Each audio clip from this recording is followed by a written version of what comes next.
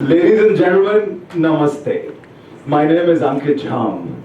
I have 1080 seconds to talk to you about transformational mindset.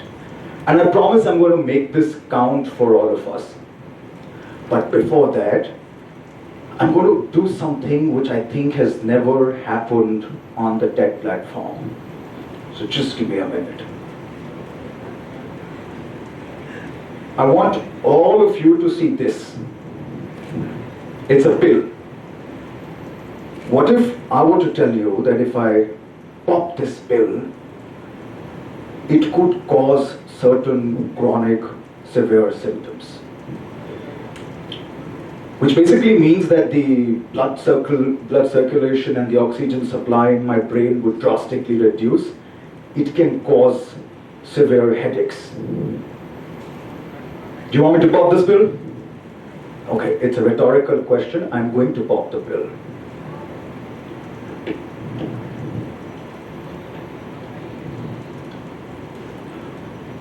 I will have 45 seconds to 60 seconds to pop one more pill, which is in my other pocket. Wait. This, if you see, is the only antidote available. If I don't pop this in 45 seconds, the blood circulation in my brain will reduce, I will choke, and there's a possibility I might die as well. So allow me to pop this unless you want me dead. So,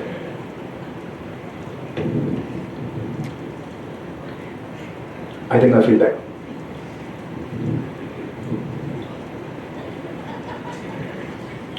Welcome. Yeah, you can clap. I survived.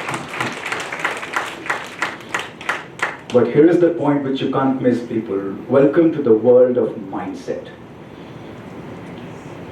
The first one, the science will tell you, is called the nocebo effect, and the second one is called as the placebo effect, which basically means that there is ample research which suggests that if I give you a sugar pill and I tell you that it's a medicine, you will believe and you will have those symptoms, or your symptoms will go away.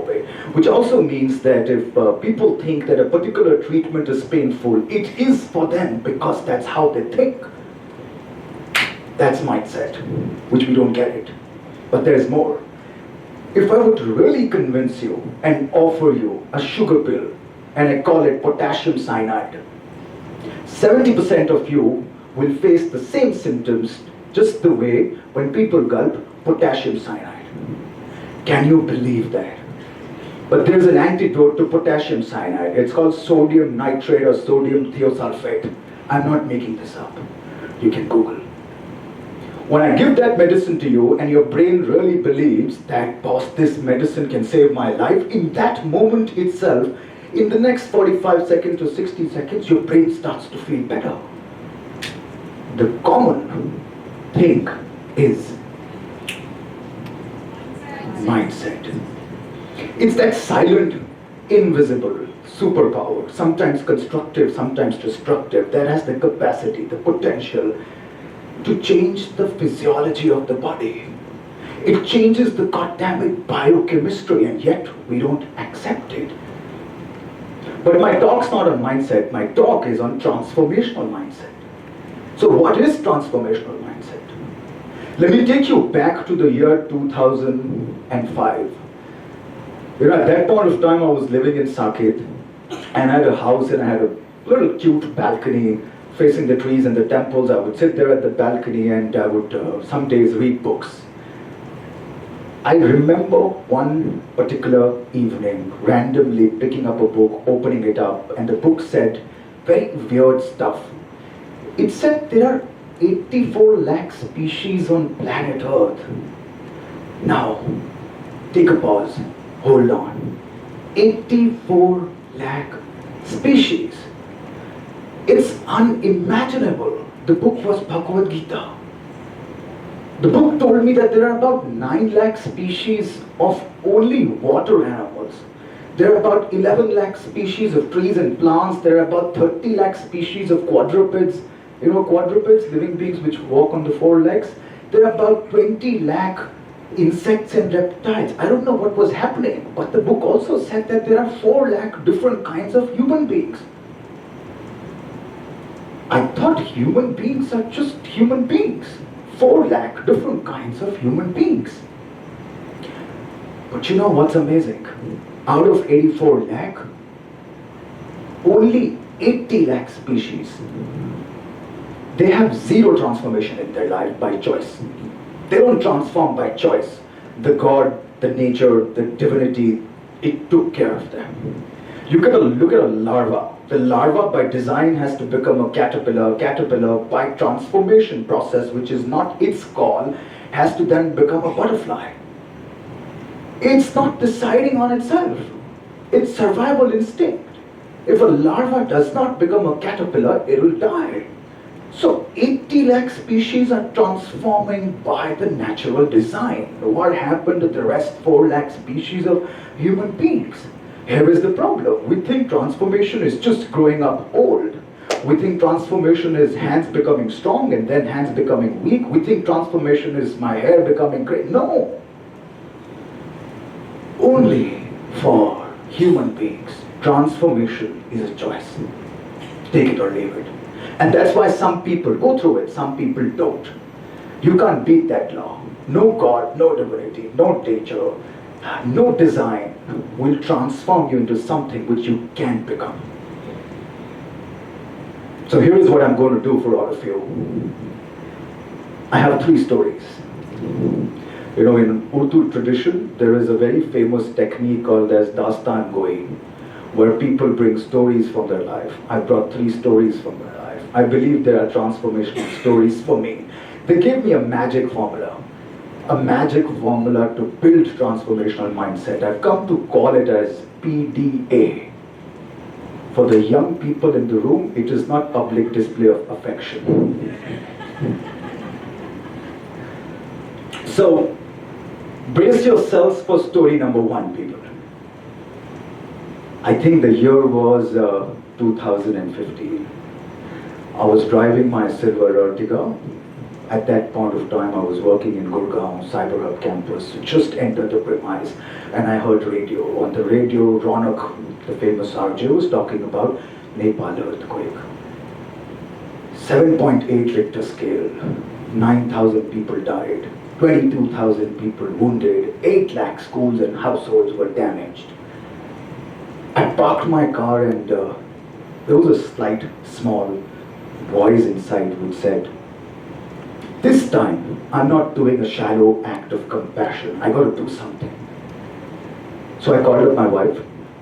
That's not the act of compassion. So I called up my wife and I said, her name is Divya. I said, Divya, let's do something for Nepal victims. I want to do blankets. She said, she was supportive. She said, sure, let me order 10. I said, no. Said, okay, 20. Said, no. Okay, she said, 50. I said, no. Well, she's my wife. Wives know things. So she asks me a question that, Ankit, what's cooking in your head? I said, let's do 1,000 blankets. I swear to God, I had no idea. Why was I saying so? Almost everyone around me laughed at me because they had very intelligent, logical questions to ask. Ankit, where do the blankets come from? Where does the money come from? Who will fly the blankets to Nepal? How will you take it to the beneficiaries? Where will you keep 1,000 blankets? Have you ever in your life seen 1,000 blankets together? I said, no. But you know why? I felt I would figure it out. But you know why? Because of the word why. In that moment, I learned the lesson that the why of doing something is extremely important. And for me, that's purpose. That ahmiyat, that maina, that meaning, that purpose is extremely important in transformational mindset. And that's, remember PDA? That's the first letter which I want to offer you. I knew that my why was strong and I knew that I wanted to do it. And here is how the later part of the story turns out to be. 45 days, ladies and gentlemen. I raised money. 1,000 blankets, 56,000 chlorine tablets, Air India flew the cargo for free. Marwari Samaj Seva Committee distributed the blankets. We had reports of blanket distribution till the last 50 blankets. 45 days. First time in my life I witnessed the power of purpose. That was my first hit, and I realized the power of purpose is stronger than any other weakness. Every time I failed, and every time I thought I was stupid, every time I thought I bit more than I could chew, I went back to the purpose. Why am I doing this? If your why and your purpose is strong, the brain figures out. Shall we proceed to story number 2? 2012. This time I had a crazy idea once again. This time I wanted to run a marathon. Marathon, ladies and gentlemen. For those of you who don't know what a marathon is, it's basically people in shorts and in half t-shirts running aimlessly. So I told myself, I want to do half marathon, and half marathon is typically 21 kilometers. I live in Dwarka.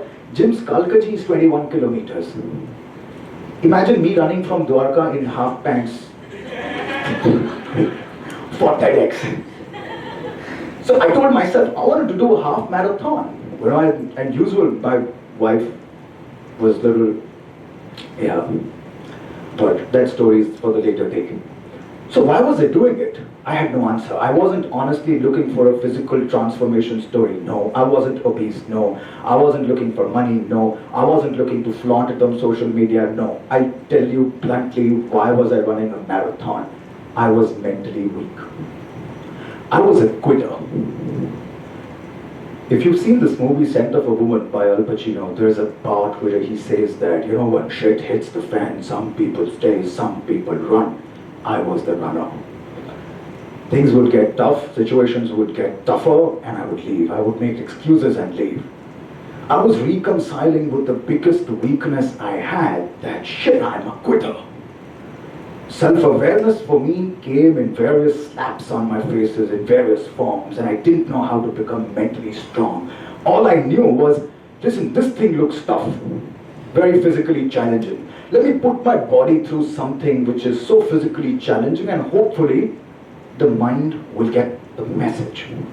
Then buckle up. So people with these two legs, two flat feet, a physiotherapist telling me that you're stupid, and zero sports background, I turned myself into a runner. My first race, people, was horrible. 3 hours and 16 minutes. I was the last one, I think. I think the only person after me was a donkey. My second race was 2 hours and 45. My third was 2 hours and 25. My fourth was 2:15. My fifth was 1 hour and 59 minutes. In 2 years, I had learned to cut 76 minutes of run time. I made myself into a running machine. You know how? Very simple, discipline. I ran. I remember running during the day, during the night, in the afternoon, on my birthday, on the day of my wedding. After my wedding, I would land from work at 2 a.m. and the first thing I would do is run. I ran. But this time, I wasn't running away from anything. I was preparing myself mentally to become fit and strong. Marathons actually taught me that becoming friends with ugly routine, doing the same goddammit thing again and again, is actually life. That's how you become strong. That's how strength comes to you, because you don't run. And here's the interesting part. One race, it was 6:30, the sun was out, Lodhi Road, Airtel Delhi half marathon. Imagine, I've trained myself, the sun comes out, and the quitter in me comes out. Why the hell are you doing this? You could go back home and sleep. You could rest. You're an idiot. You don't need to push yourself. You can take it easy.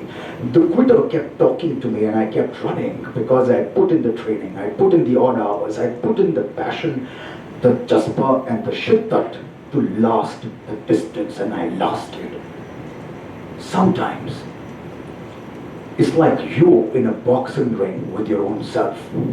You gotta pick the fight till the last punch you have in your body.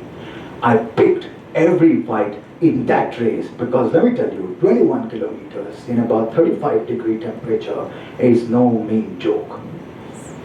There were times my legs wouldn't work. I have a flat feet. I would have bruises which will have pus in them. My back would be choking. My neck would be hurting. I would be running. I was enjoying it. It was that moment I realized pain can be liberation. Suffering, if welcomed with open arms, is actually freedom, ladies and gentlemen. And discipline only comes when you do the same thing time and again. I'm going to park you with the D. Remember, PDAD, discipline. Only those who are disciplined are free. Rest of us are slaves. Remember. Are you on for the next story? Yes. Okay. So, 2019. I was at the dining table talking to my wife, same wife.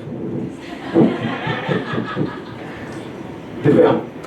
Okay, so she and I were talking and I said that, Divya, I think there's a book in me. And she looked at me and we were 6 years into the marriage and she had figured out her husband that when this person takes a pause on the dining table, says something weird and wacky, something is coming my way. So she agreed. He said, there's a book in you, please go write. Okay.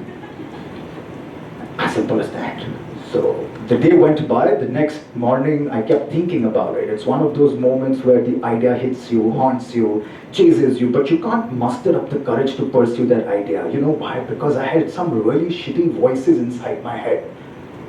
And you all have voices inside your head and you know that. And my voices were troubling me. They said, you can't write a book. You know why? Because intellectuals write a book. People who are gifted write a book. You can't write a book. You didn't even have an English-speaking community when you were growing up. Your school wasn't properly English. So you can't write a book. Please, stop that. This is nonsense. This is just one more infatuation. And you're mediocre. Just stay mediocre. It was terrible. Really terrible. The voices were really loud. Guess what I did? I wrote the book any which ways. I did it. I wrote the first book. Then came the second, third, fourth, fifth, sixth, seventh, eighth, ninth, 10th. As I speak to you, I'm writing my 11th book.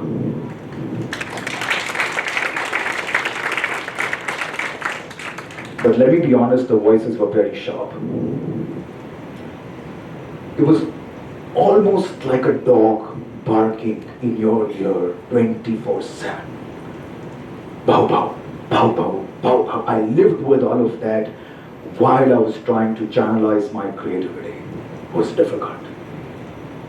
But in that moment I realized, voices influence thinking. Thinking influences attitude. PDA. Purpose, discipline, attitude. 10 books later, an India Book of Records appreciation, an 8-feet wall at Crossword Cyber Hub, a bestseller tag, thousands of readers, the voices still trouble. But P came from Nepal earthquake, my purpose is strong. D came from all the runs, my discipline is strong. And all the 10 books I've written taught me to keep this under check. I don't know how many people would have seen Rocky Balboa. I wish you do, and if you haven't, please do. But there's a part where he says that you've got to hang in there. You've got to fight. You've got to keep taking it, because that's how winning is done. I took all the punches which I was hitting on myself, sometimes with a broken punch, sometimes with a swollen eye, and sometimes with a bleeding nose, but you gotta hang in the fight gracefully. That's what I did. PDA people, and it's not public display of affection, it's purpose, discipline, attitude. I have a bonus story for you as well. Are you ready for it? Okay. So 1993, March, Holi, I was, I think, 9 years old. I woke up and I saw that outside my house, 50 people with holy colors smeared on their faces were looking down at a dead body. A murder had happened. And this is not Malika Sherawat murder. This is real murder. Imagine, I was barely 9. I saw the corpse drawing the chalk around the outline of the body. That's how the usual process is. And I spoke to my father and I asked him what happened. He ignored the question. But the 9-year-old me had figured some bad stuff has happened. 25th March 1993 onwards, I couldn't play Holi. Ever. I couldn't see colors in my hands. I couldn't see colors on my face. I couldn't see color in your hands, not on your face. Just couldn't. No reading, no counseling, no therapy, no meditation, no working. Nothing helped. Just nothing helped. Holi would come. I would lock myself in the room. I would not eat, not play. I would stop going to school. I developed what is called as a post-trauma stress disorder, or severe migraine attacks. And that's how I turned 20. Carrying that baggage, that fear, that phobia, that trauma. That's how I turned 25, 28, 30. 2017, people. A cute little girl of 2 kgs came in my life. My daughter, Ankit Jhamb. First year she was really small. Second year she was barely walking and talking. And third year was COVID. And fourth year, she looks at me and she says, Papa, I want to play Holi with you. She didn't know she was talking to a person who was still wounded, traumatized, dealing with a lot of emotions inside. But let me tell you something.